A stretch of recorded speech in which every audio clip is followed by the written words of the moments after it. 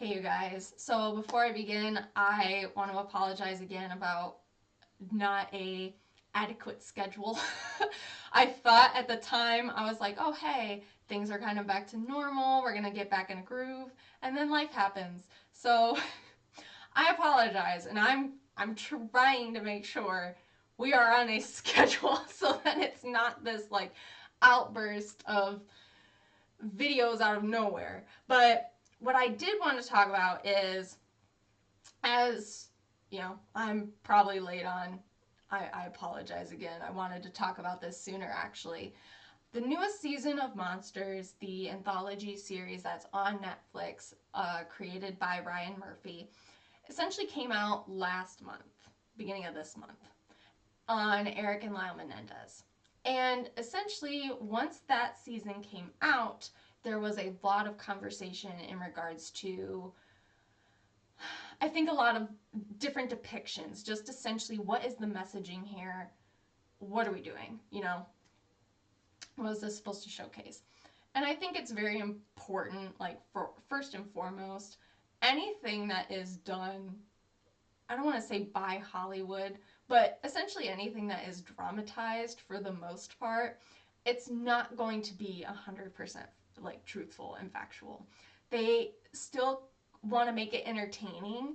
And so, in order to make it entertaining, they have to either add in dialogue, add in things that they know people will talk about. Again, if any of you have TikTok or have seen any of the recent trends in regards to this show, I mean, on my For You page, the whole time it's been the dimes, dimes, dimes. I need dimes. So I've seen it, like all these edits on, from that show on Lyle and Eric Menendez. And a lot of people, even too, which I'm kind of glad I waited to talk about this whole situation in and of itself, even the actors themselves have said in regards to this season, they depicted a lot of the theories that were kind of going around at that time as well, where, are the brothers together? Like, what's going on here? Like, that sort of thing. They were playing along with those theories as well, which, again, if you have enough people talking about something, you're going to become curious, and then you too want to watch, and then you can weigh your opinion on it. That's kind of how it goes, right? It's like a word of mouth. That's that, once people talk about it, you become like, oh, I don't want to be left out. So now I want to watch it. And so I do think it's really important, if you don't know a whole ton about the case, maybe watching a episode or like a documentary quick on it, in case you want to know, hey, this is fact, this is fictional, and you can separate the two from there. Because some of it, they did depict well in regards to the trial and everything, but yeah, some things you just might not know everything. And you might be smart enough as well to be like, that doesn't seem right. But aside from just the monsters, the newest season, I do want to highly recommend, again, if you haven't seen anything in regards to documentaries or an episode, anything in regards to talking about this season, I think it is very important to watch some of that, because this case, I think, does have a lot of, I don't want to, a lot of layers to it. Because it's not so simplistic. I do think there is a degree where, yes, if you commit a crime, you need to pay time for that crime. But there is a lot of it in there where things such as abuse in the home, they are things of it was so taboo at the time that, especially for young men, it's not discussed. And it's, in one of the documentaries in particular, it's on HBO, it's on Max. It's called Menendez, Monsters, or Misjudged. So I highly recommend that. And this is more so like before the newer evidence has come out. And they even have a clip where they discuss, like, oh, well, that doesn't happen to young men, it only happens to women. And at the time, that is honestly, I would say, kind of the thought process. A lot of these things that we kind of discuss now, kind of, I don't want to say out in the open, but are a little bit more worthy. I don't want to say worthy of conversation, because they would still be worthy of conversation even at that time, but I guess aren't so, secretive and so taboo.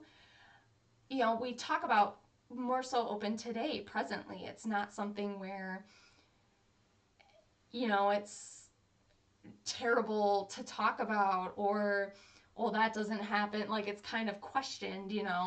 Sure, for some, it is still very, like, a sensitive topic even today, but I would say, since a lot of the movements that we've had, a lot more people are able to talk about these things, and it's created a environment where, hey, you know this has happened to you, it's happened to me, let's kind of do something about it and go from there. But at the time where you have a case like this, late 80s, early 90s, that wasn't really happening. And that's what I think a lot of these, documentaries in particular talk about. They say, with what we learn that's happening within that household from the trial, you know, the mindset has changed so much. And even too, so there's also episodes of 2020. I love me a 2020. But you have an older episode that talks about these things as well. And especially with the growth of TikTok around 2021, that's where I would say this trial in particular became very popular, and a lot of people were talking about it more, especially in regards to, like, everyone who loves true crime. And so they were saying, with, you know, these topics and the evidence that you're seeing, the first trial was very different than the second trial, because anything that was talking about what was kind of going on within the household, any witnesses or things that people have heard or seen, that really wasn't brought into the second trial. And so now there was a newer 2020 episode, as well as the Netflix documentary that came out like a week or two after this new seasons of Monsters came out, where it talks about, hey, there was some new evidence that came out, in regards to Eric writing a letter to his cousin before, you know, this whole thing started in regards to his parents, essentially the crime that they had committed, as well as, hey, there's another victim out there.